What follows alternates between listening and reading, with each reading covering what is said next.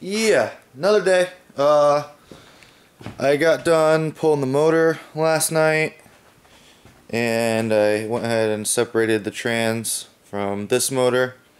I didn't pull the clutch off yet, but I don't know. That looks kind of new to me, so I'm hoping that's a semi-new clutch in there, which would be pretty cool. I have like a little concoction going here that I just have some parts soaking in. It's like Purple Power, car wash soap, which is like a bunch of different soaps.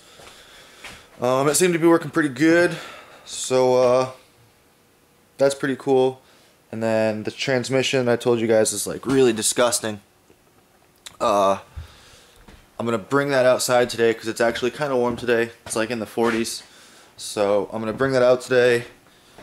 Pull the hose out of my basement, hook that back up, and hook the power washer up and power wash the tranny. And probably power wash the engine bay. Just because I'll have the power washer set up, so why not get that clean and see what it really looks like or whatever. But yeah, I guess I'm... What's up, guys? So alright,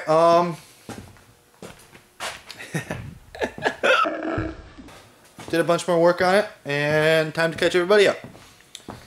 I just pulled the fuel pump and stuff out and drained all the gas out and put that in Dylan's car because he needed it and I'm not going to run 87.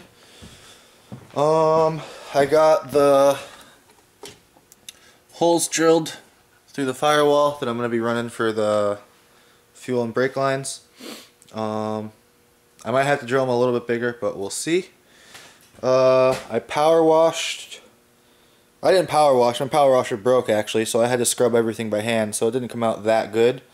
But I'm going to leave it like this till summertime and until I can get a new power washer, or just I'll bring it to a car wash and just tape everything off that's worrisome, I guess. I don't know. But I don't know what else I went over, so I'm going to just go over everything, and if I went over some of this already, I guess I won't use this. But the dash is out on this one, all the interior pieces. I pulled the carpet all out in one piece, that's over there. I'm going to be cleaning that like real good, and then I'm going to dye the carpet black, because I think that'll look good with my black headliner in there. What else did I take out? Here, so you can see there's a good shot straight through the freaking strut tower I gotta fix. That's what I'm going to do tonight. But yeah, there you can see where I'm going to do the fuel lines. I'm going to pull my battery cables through there. And then instead of running everything down this side like I did last time, I'm going to run it down this side and try and get a little bit cleaner out of the way of people's feet and whatnot. Hopefully that works out. So, on the agenda for tonight now is I gotta cut the rest of the lugs off the rear wheels and get those off. I gotta drop the fuel tank out of this one. Once I got all the fuel stuff out of the way, then I can do all my cutting and welding. I just want to have that out of there just so I don't gotta worry about it. And then hopefully I can get all the towers fixed tonight. If not, then we'll see what happens. But if I get the towers fixed tonight, then that'll be pretty sweet. I might do something else after that, depending on how long it takes. But we'll see. And one other thing I'll show you guys is these wheels. These ones. Not sure if I mentioned this in any video clips yet, but when I took one of the ones off the front, they're Rotas 16x7 ET40, which that's not really an offset I really like a whole lot, but I'm not trying to be like a super aggressive stance on this one, at least not for a while. But I did clean them up, and there is a nice shiny machined lip under there, like I said. So I'm probably gonna, this one I took everything off the center and everything. This one I did just the lips, or just the lip, it's only on that one. So what I'm probably going to do is try and just concentrate more or less just on the lips on the other three, or other two now I guess. And then just repaint all the centers black, or whatever color I choose. And just like kind of like redo the lips, like probably sand that down, maybe have somebody weld some aluminum in there. And right there is like another real bad spot. But it's nothing horrible. I know if somebody were to fill that in for me, I could sit there and freaking sand it down. But we'll see. Yeah, so I'm gonna go ahead and get to going ahead and dropping the gas tank and then getting the wheels off, I guess. Or I'll probably get the wheels off first, I might as well. So do all that. Oh yeah, also I got the rest of the suspension off my car, my old car. So everything is now off that I'm gonna be swapping over this one. Also, I mentioned that this wheel bearing was bad. Once I took the axle out, there was nothing holding that wheel bearing together. And when me and Dylan were trying to switch this car around, like to get it in this orientation or whatever, the wheel was very close to falling off. So I literally had to take, you can't really see it, but I took the piece of the axle that broke and just shoved it in there and tightened the nut down to hold the wheel on from falling off. So kind of funny, but it actually worked really good. Wheel didn't fall off. So alright, I'm gonna get to work. Alright, so getting ready to call it for the night, and figured I would go ahead and catch everybody up once again.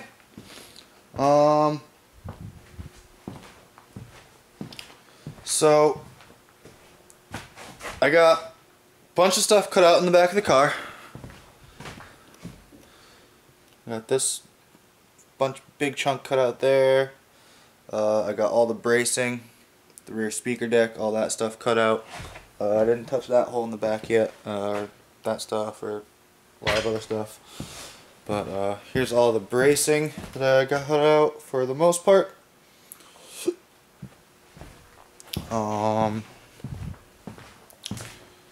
So tomorrow I'll be able to cut out the rest of what I need to.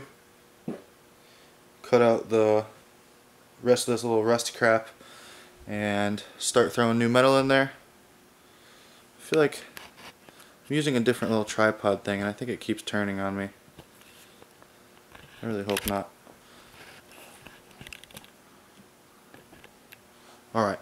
And then I pulled off the clutch and flywheel and whatnot, and just wanted to show you guys, this does look like it's a brand new clutch. Not brand new, but probably replaced within a year or two.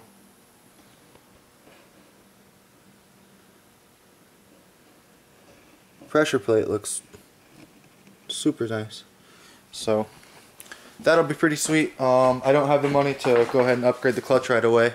So hopefully, since that one's new, it'll be able to hold the power that I'm putting down to it, at least for a little while. So that makes me pretty happy. But yeah, so hopefully tomorrow I can get a lot done.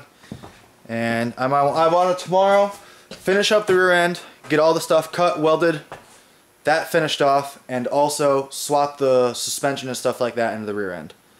If I can get all that done, I'd be pretty happy, because then that would just leave me the following day. I'd have to go ahead, put the front suspension on. I could go ahead and put the motor in at that point, and then put the interior back together, which I was planning on doing the carpet tonight, but it's already too late. I'm too tired. So maybe I'll mess with that tomorrow night or the following night. But yeah, I'm going to dye the carpet. I think I mentioned that. Yeah, so that's my plan for tomorrow. Things are looking good. Things are going faster than I thought they might have gone. So hopefully by, it's now Thursday, it's a little after midnight, so it's Thursday.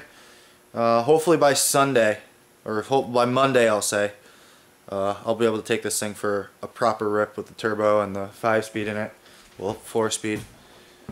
But, alright guys, so that's going to do it for this one. And yeah, I guess I'll see you wherever I take off next. Alright, so I'm pretty sure I mentioned that the pulleys are different on these two things, since this new one I got didn't have power steering, and that I thought it was going to be lighter because of that.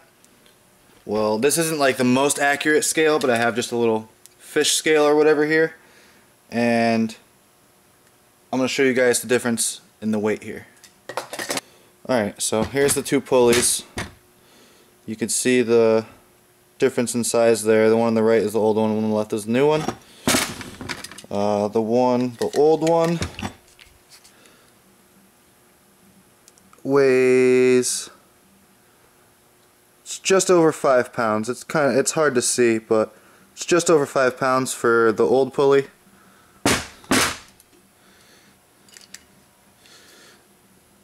And the new pulley, this one weighs a little over 4 pounds. So that's about 1 full pound of rotational mass off of what the crank pulley or the crank has to spin there. So that should make the throttle like seem a lot more zippy, because I swore on the way home it definitely seemed like in neutral when I would rev it, it was like revving a lot faster.